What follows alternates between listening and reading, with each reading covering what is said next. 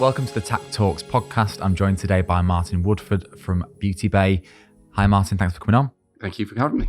So, look, just to, I guess, kick us off, for people that perhaps don't know who you are, could you run us through your background and? Yeah, sure. So I've been in technology for 20 years now. Yeah, a long time. So started off in retail banking, did lots of sort of, the way I like to describe it is I've done a lot of all the jobs in tech. So I started in testing, did automated testing, tried my hand at development, realized I wasn't really a developer, but really could sort of understand how the development process should work, and then solutionize and sort of progress from there, and then sort of moved into a product-based role as well. So kind of got that string to my bow as well. And then obviously now with Beauty Bay, I'm heading up the engineering team there. So lots of variation in my career, which kind of sets me up pretty well for leading teams and sort of progressing with teams, so because I appreciate where they're coming from as well. Yeah, I bet. Yeah, because you get a lot of people who come from like an engineering background, perhaps, that don't understand how the QAs work or the value of testing and whatever it might be. So that's that makes sense. So you work for a bank. I didn't realize you worked for a bank. Yeah, started in banking, so Alliance and Leicester for 8 years or so. Wow. Before they got took over by Santander. Yeah. Spent a year in insurance, and then did some more print on demand with sort of format cards when I first moved up to Leeds. So originally from down south and moved up north sort of 10 years ago. Spent a bit of time working for Republic as well on their e-commerce operation. Cool. Kind of thing as they sort of really evolved and grew, and then sort of moved to Walmart as well. So big corps, smaller smaller size businesses as well.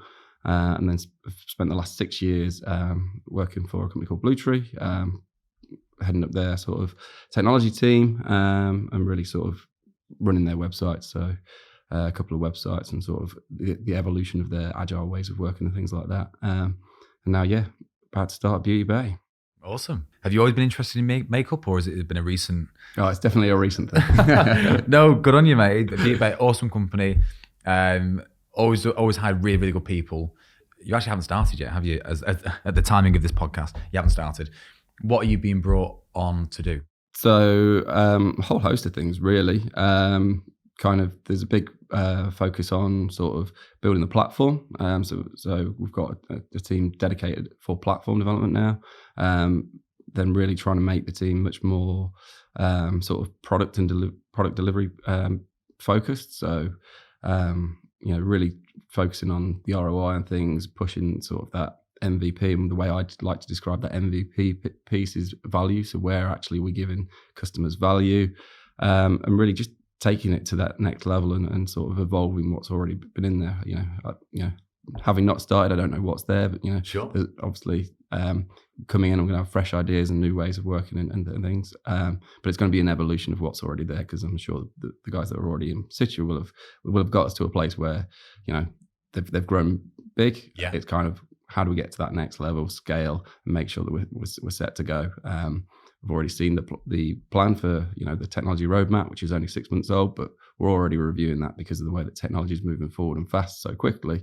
We need to make sure that what was decided 6 months ago is still where we want to be now. Why Beauty Bay? And they've always been growing, but why are they all of a sudden just started going mental? I guess there's a number of factors. I guess COVID helped. Which is it? Why? Because people were just buying online. Because people were at home buying online. People moved that way and shopping. People had spare money where they were actually focused on, treating themselves, if you like, and really moving forward. And that's kind of one of the big things. So we outgrew where we wanted to be last year, and now it's making sure that we continue that growth and pushing forward this year, with the reopening of the high street, because obviously that brings new risk to the business. And then that's what's fueling, because how the company at the minute, it's not massive, is it? Is it big? Is it a big company? I'd say it's sort of a mid-sized company. So there's a few hundred people there that work there, across fulfillment, etc., and the rest of it. I think turnover was over 100 million last year. So a decent sized business in terms of turnover and where they're going. It's really just trying to push on and explore what's next. With things like international and how that can be improved on and really scaled out as well. Awesome. So the plan is to move internationally. There is definite areas of growth where we can focus in terms of the international marketplace. The US is a big opportunity, and that's kind of where probably a lot of the focus will be, as well as obviously continuing to grow the UK and then the European operation. Amazing, fantastic stuff. And how are they set up at Beauty Bay within the Tact team? Is it multidisciplinary teams or is it? Yeah, very much so. So, as my understanding, we've got sort of 3 teams in progress. We have a mobile app development team, very much focused on bringing that in-house. So we were working with a partner, but now bringing that in and really, taking that to the next level. Because previously it was kind of lacking behind where the website was. So they've got that. And then there's this platform team that are really about driving what's next in terms of the platform, in terms of scalability, availability, and the rest of it. And then we've got a team that we know that we need to be making ongoing improvements and the day-to-day updates as well as I understand it as well. And the tech stack over at Beauty Bay a little bit different from what you worked with previously, I guess, is it? Yeah, there's some similarities, but yeah. The AWS, I assume. Yeah, so very much AWS focus. We're moving stuff from sort of legacy to using AWS tech, which is really exciting.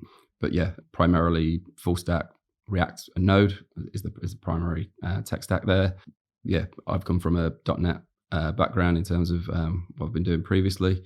So yeah, that's where it is.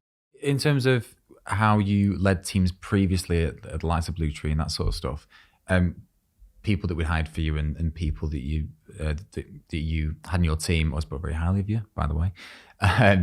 What was your kind of style of leadership? The way I've always tried to describe the way that I've led teams is try to give them enough rope to play with, but not enough to hang themselves with. It's very much around trying to make sure the team set up and know what they've got to deliver in terms of the outcome and not necessarily the key requirements. And it comes back to that where I talked about briefly the MVP of it, that value is it's all about delivering the value at the end of it and not just a requirement. So where we've made or have seen mistakes made in the past is you deliver a requirement, which is the minimum viable product, where it gets the job done to say, oh, we need to be able to do this feature and that feature works. But that feature doesn't actually add the value. You need to get to that, maybe the second iteration or third iteration before you've actually got that minimum value proposition where you're actually delivering that benefit and value to the customer. And how do you identify what the customer wants in terms of like a value add? So I guess the way that I look at it is what's the key metric that you're trying to deliver? Is it a conversion metric? Is it a revenue metric? Is it an engagement metric? And that that hypothesis that you start with is what you should be trying to deliver out through that value proposition. Okay. And that's when you hit that. So it starts with a hypothesis, and then the metrics there to back it up. Rather than I think where I've made mistakes in the past is just gone, oh, here's a feature. We know our customers want it, but we've not really looked at it and gone, this is what the value that we think that this is worth to us, and deliver that out. And that's when products have failed. So very much what I want to be moving forward into the stuff with Beauty Bay is to make sure that we've got, that value proposition defined, what the ROI is on that product, to make sure that we're delivering the right things to the right customers at the right time. Amazing. And to build that, I guess you're going to be hiring a lot of people, obviously, into your team, Beauty Bay, to do this. I know you're a very humble man, but you grew a pretty amazing team over at Blue Tree. It was the UK's #1 printing company, and you've obviously seen interview processes that have worked, interview processes that perhaps haven't worked. What are you adopting or have adopted at Beauty Bay, and what kind of process are you thinking about? Yeah, so I think it all depends upon the level. Sure. of the people that were coming, and we will be looking at people of all levels. Where I've really seen success is bringing sort of those junior people through that are really ambitious and want to progress, and giving them the tools to progress. Mm-hmm. So I had seen a lot of success with that. But then with the more senior roles that you need to complement those guys and really bring those in is kind of, I like to do a stage process where they meet a few people in the team, very much have one very much around tech, interview, one very much around values. And then really at that top level, I like to see how people can present. So that, because it's about how they can show their capability of presenting out to a team and presenting out what they've done in terms of how they've developed either a solution or how they've brought in a new technology and had that adopted by the team. Because that way you really see the caliber of candidate. And it's where I've seen some people drop out, that where they've got really strong on that first two, but they haven't been really at that level for the last bit. And that's kind of where we've been able to make sure that we've got the right people in. It makes it a lot harder. Yeah. It definitely doesn't make it easy, but I feel like you get the best results that way. I guess if you're trying to hire people that have that growth mindset and want to improve and are really passionate about technology, you'd assume they'd have an example of where they've suggested, something that's been onboarded or taken on board. Because I know the answer to this, but I'm going to ask it anyway. I assume you don't want people who are just going to put their headphones in and not speak to anyone for the whole day. Indeed, I think, for me, collaboration is key, and while the whole remote thing is great, and we will definitely look at remote first roles moving forward. Yeah. I want people to be able to come in, collaborate with, for maybe 3 or 4 days in a week, and then maybe not see them for a few days or weeks, or however long it takes. But then at the moment we need to get people together. I want to be able to get people in an office, in a room, because nothing beats brainstorming on a whiteboard and getting people talking, and because that's where the ideas bounce off each other, and you can really see where there are solutions that you wouldn't necessarily spot, because it's a lot harder to do that via a video conference. Yeah, 100%. Because they have all these things now for, you mentioned whiteboarding there. They have all those things for whiteboarding, for instance, like, is it Mirror? Yeah. Loads of stuff. Yeah. But it's just not, you want to be able to rub it out with your sleeve, don't you? You want to be able to rub the marker out. Yeah, only one person can ever really have the marker at that time. True. Whereas if you're all in a room, everyone can have a pen. Yeah, that's true. And everyone can dive on. Yeah, 100%. It's not the same. So what are your remote working policy for Beauty Bay then? What's it going to be? Or what is it? So Beauty Bay, we're going to operate hybrid working as a standard. That is what the contracts will kind of be, but kind of we need to look at it on a case by case basis. And I feel like we can be remote first, but then also as long as people can make it into the office and are willing to be in the office, for a period of time to, for collaboration. The office is there as a resource to use to collaborate and come together, and make sure that we're using it wisely. Hopefully I'm not talking out of turn when I say that, but that's kind of where I'm hoping that we'll be and how it will move forward. We're finding when we're speaking to people that a lot of people prefer to have a hybrid. I think when before COVID happened, everyone was screaming out for remote work and like, please don't work from home, please don't work from home. Then you were forced to stay indoors for 2 years. And people were like, can I go back into the office now? And I think that hybrid way of working is just ideal because, like you said, it's tough. I think it's tough to keep a culture if you never see anybody who you're working with. Yeah. Personally. Yeah, definitely. And I think I saw it in previous roles where we struggled to necessarily bring people in and on and through and they weren't part of the culture of the business. And, they were just, they were sat in their homes, and some people, if they weren't outgoing enough to then reach out and get hold of people and, pick up the phone, or use Skype or whatever it is to call someone through, to get the support that they need, they could just be sat there suffering in silence and not really being able to progress. And I think it's making sure that you've got people in there that are outgoing enough to speak to people and push and reach out to people and make sure that they're not just focused on themselves, but focused on the team around them, to see when someone's struggling or when someone might need that extra support, to make sure that they get it. And whether that's then they go, right, let's go into the office for a couple of days to work through a problem, or whether it's just to or whether they do it remotely, as long as they're there reaching out and saying, let's work through this problem together. That's where I think the hybrid working comes in, because there you can go, let's go in the office, let's work this through, let's get you up to speed, let's get this problem resolved, and then move forward. Yeah, definitely. You were talking about kind of scaling the business up, and obviously with that comes scaling the systems and making them more robust. I guess, how do you do that without cutting corners? Because if by the sounds of it, B2B are going to scale up pretty quickly and grow pretty quickly. Obviously, with that comes concerns around, is software going to be robust enough to deal with it, or whatever. How do you counteract that?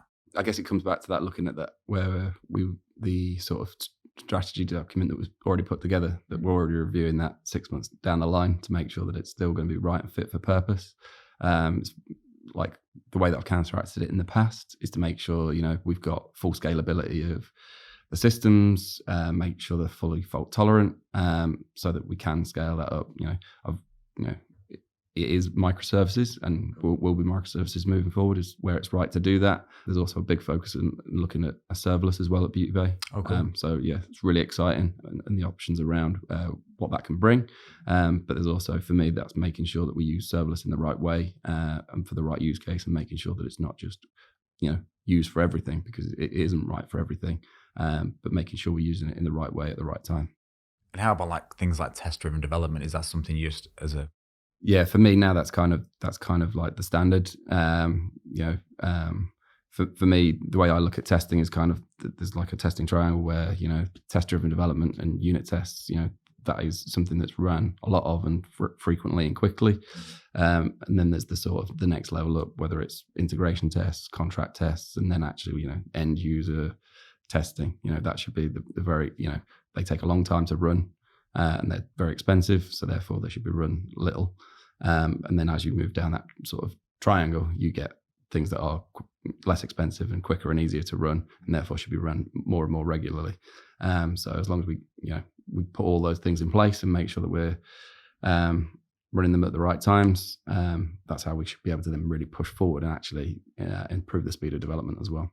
Brilliant. I never heard of that testing. Is that a well-known thing, or is that just the way you think about? I can't remember where I've got it from, if I'm honest. It's probably in a book somewhere, but I can't remember where it is. But yeah, that's kind of how it should be. I think in previous iterations of my existence, I've managed to get it to sort of an egg timer, because we've done a lot of the sort of manual stuff and a lot of the unit testing, and that piece in the middle, which is kind of a lot more difficult to set up. But once you've got it set up, is then a lot quicker and easier to run than sort of the manual testing. Brilliant. All right. Okay. One of the things you're really passionate about is driving change within businesses. I mean, we've discussed it before. Where does that passion come from? Why are you so passionate about that? I just like to push things forward. I think it's just the kind of person that I am, in terms of I always want to be moving forward and always want to be progressing. I don't like things to feel stagnant. People want to be pushing forward. People want to do the latest and greatest things. And actually, if you're always looking at what the tech's out there, and the speed of which the likes of AWS are releasing things and new capabilities, you can't afford to be sitting back on what you've got, and you can't go, oh yeah, job done, complete it, mate. Yeah. That's not the way it works. That's unfortunately in tech. There is always the next iteration. So I'm always looking at what the next thing is, and it's not always the technology. Sometimes it's the process. I've had huge successes in terms of changing processes up to fit the team around the way that they needed to work, and actually drive new thinking into the team. Because lots of people think, oh, if I'm working on 10 things, that's great, because I'm working on 10 things, and then we get 10 things delivered all at once, and that's counterintuitive to the way that it actually is. It's like, if you work on one thing and deliver one thing, you deliver that one piece of value quicker than you'll try and deliver 10 things all at once.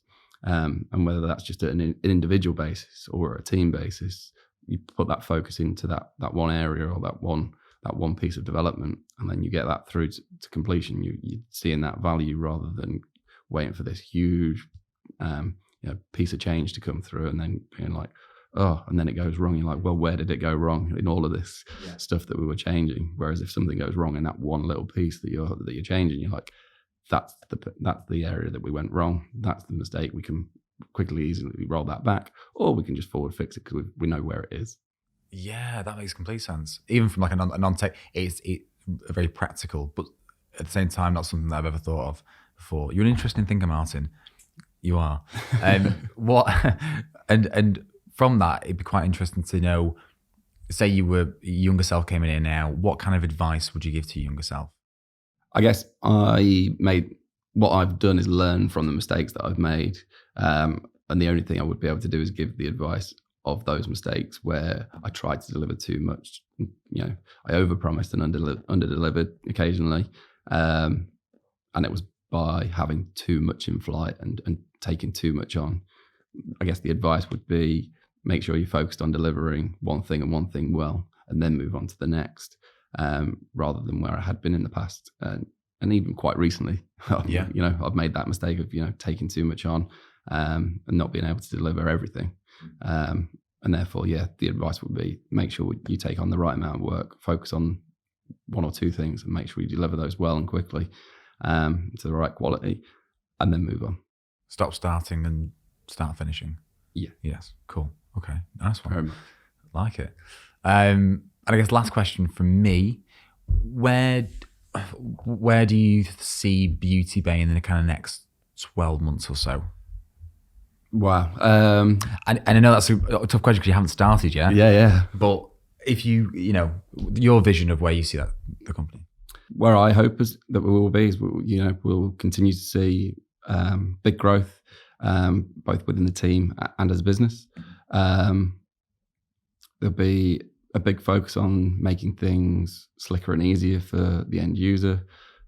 So things that we're already looking at, how we do social sign-on, and pushing us forward that way. Because very much it's around, that we've got that generation of people that want the ease and stuff. So it's very much around making the Beauty Bay experience as engaging and as easy as possible for users to get through, and be a place where users want to engage with the content and everything that we deliver.